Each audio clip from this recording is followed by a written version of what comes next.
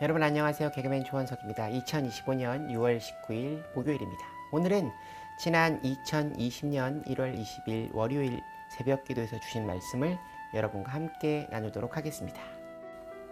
2020년 1월 20일 월요일 새벽 기도 시간 조건의 목사님께서 주신 하나님의 말씀은 누가복음 5장 27절부터 39절 말씀이다. 예수님은 공생의 기간 동안 병든 사람을 고치시고 하나님 나라의 복음을 전파하시면서 제자들을 선택하셨다. 예수님께서 제자들을 선택하신 이유는 자신이 세상을 떠난 후에 하나님 나라의 복음이 전 세계를 향해 확장될 수 있기를 바라셨기 때문이다.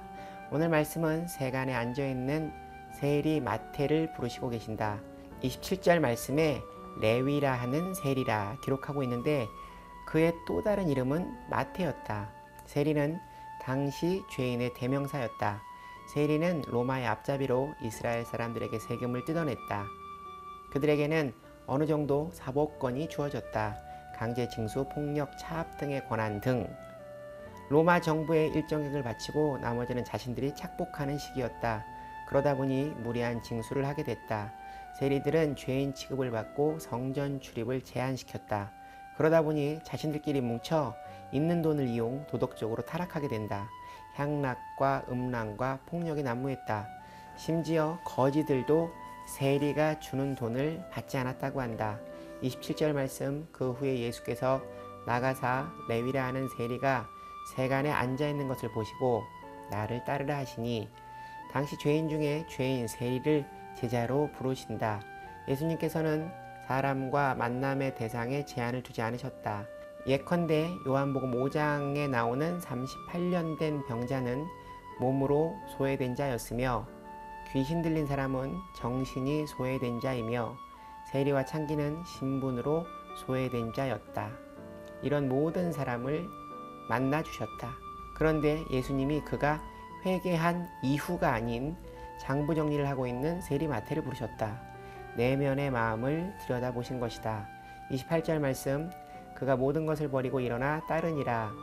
어떤 신분, 어떤 직업의 사람일지라도 그 영혼이 하나님을 온전히 향한다면 구원받을 수 있고 더 나아가 예수님의 제자도 될 수 있다. 예수님은 그의 과거나 현재를 보신 것이 아니라 그의 미래를 보셨다. 그는 유대인들에게 왕으로 오신 예수 그리스도를 전할 수 있는 하나님의 위대한 도구로 쓰임받을 미래의 가능성을 내다 보신 것이다. 우리도 사람을 볼 때 미래의 가능성을 봐야 한다.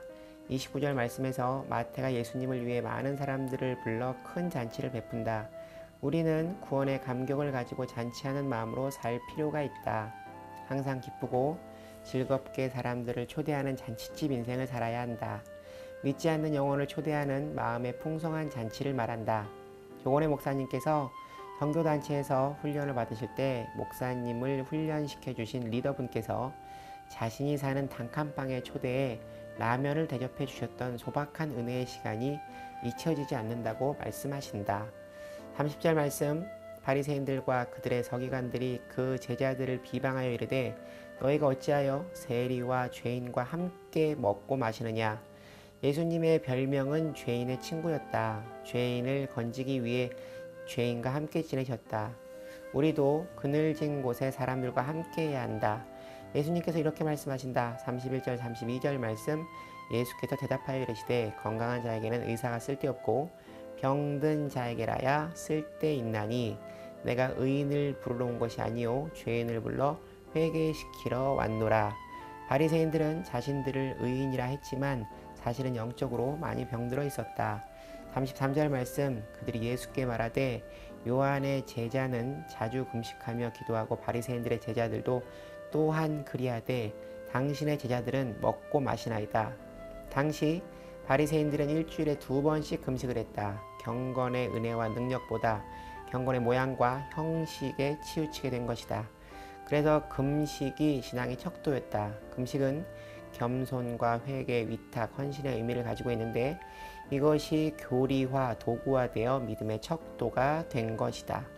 새벽 기도를 나오는 성도가 더 믿음이 좋다기보다는 나는 더 은혜가 필요한 사람이라고 생각해야 하는 것이다.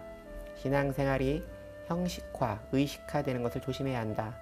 하나님과의 바른 관계가 아니라 사람들에게 보이려고 하는 것, 습관화, 공로화, 특권의식을 모두 버려야 한다. 주인의식과 주인 행세와는 다르다. 경건의 형식과 모양이 중요한 것이 아니라 내용과 능력이 중요하다. 34절, 35절 말씀, 예수께서 그들에게 이르시되 혼인집 손님들이 신랑과 함께 있을 때에 너희가 그 손님으로 금식하게 할 수 있느냐. 그러나 그날에 이르러 그들이 신랑을 빼앗기리니 그날에 금식할 것이니라.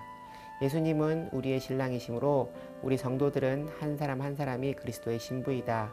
주님과 함께 살아가는 동안 우리는 잔치집 인생으로 살아야 한다. 그런데 예수님께서 십자가에 달리시면 우리가 금식을 해야 한다는 말씀이다. 예수님을 잘 믿는 기준은 잘 웃는 것이다. 회개하며 애통하는 눈물도 필요하지만 전반적인 신앙생활 속에서 항상 기뻐하고 기도하고 범사에 감사해야 한다. 로마서 14장 17절 말씀, 하나님의 나라는 먹는 것과 마시는 것이 아니요 오직 성령 안에 있는 의와 평강과 희락이라. 38절 말씀, 새 포도주는 새 부대에 넣어야 할 것이니라.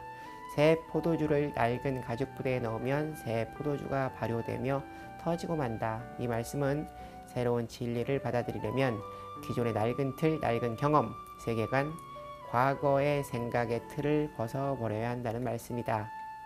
바리새인들의 율법에는 사랑이 빠져나가 있으므로 예수님께서 새로운 사랑의 복음을 전하고 계신다. 그들은 낡은 틀과 고정관념으로 주님의 복음을 받아들일 수 없다는 말씀이다. 새로운 복음, 새 진리는 새 마음, 새로운 세계관으로 수용되어야 한다는 것이다. 말씀을 정리하고 나니 시간이 밤 10시 45분이 되었다. 이제 푹 자고 내일 새벽 기도 시간 하나님을 만나야지. 하나님 내일 새벽 기도에서 만나요. 우리가 예배하는 그곳에 주님 임재하여 주시고 우리에게 성령 충만함의 은혜를 주시옵소서. 하나님 감사합니다. 사랑합니다.